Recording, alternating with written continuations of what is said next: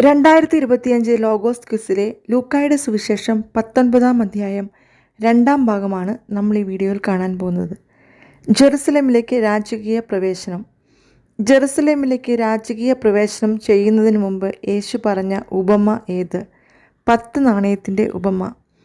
ഒലിവുമലയ്ക്ക് അരികെയുള്ള സ്ഥലങ്ങൾ ബെത്ഫഗെ, ബെഥാനിയ. ലൂക്ക 19:29. ബെത്ഫഗെ, ബെഥാനിയ എന്നീ സ്ഥലങ്ങളെ സമീപിച്ചപ്പോൾ യേശു 2 ശിഷ്യന്മാരെ എന്താണ് നിർദ്ദേശിച്ചയച്ചത്? എതിരെ കാണുന്ന ഗ്രാമത്തിലേക്ക് പോകുവിൻ.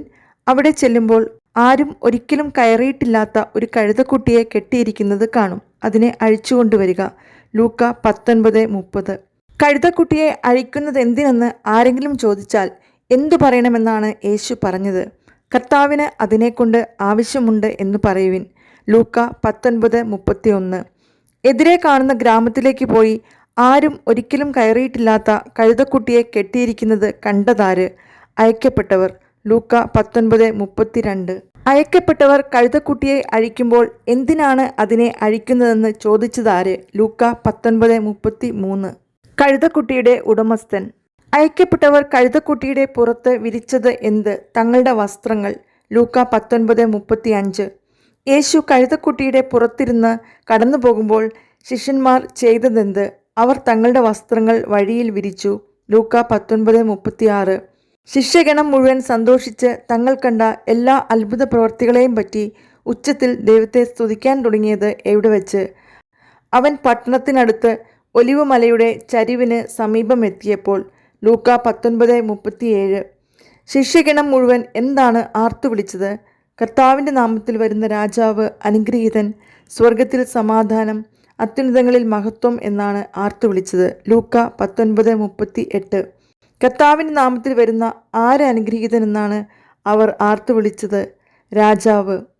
ഏത് സങ്കീർത്തനത്തിലാണ് കർത്താവിൻ്റെ നാമത്തിൽ വരുന്ന രാജാവ് അനുഗ്രഹീതൻ എന്നുള്ളത്?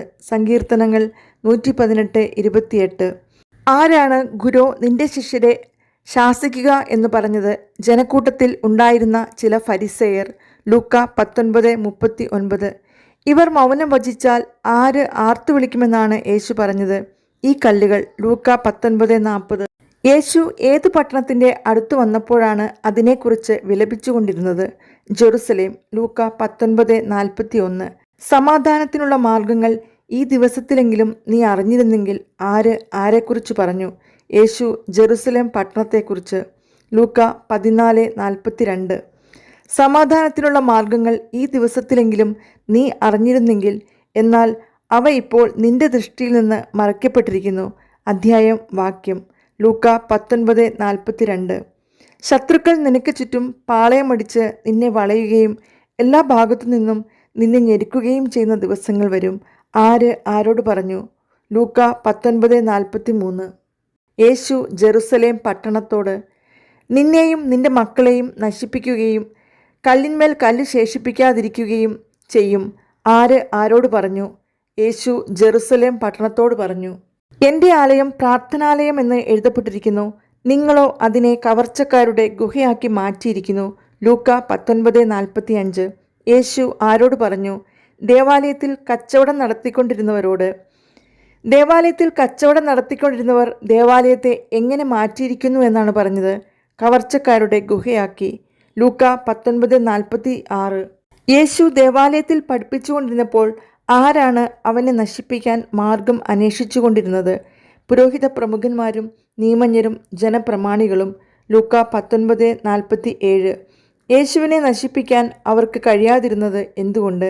ജനങ്ങളെല്ലാം അവൻ്റെ വാക്കുകളിൽ മുഴുകി അവനെ വിട്ടുപോകാതെ നിന്നതുകൊണ്ട്.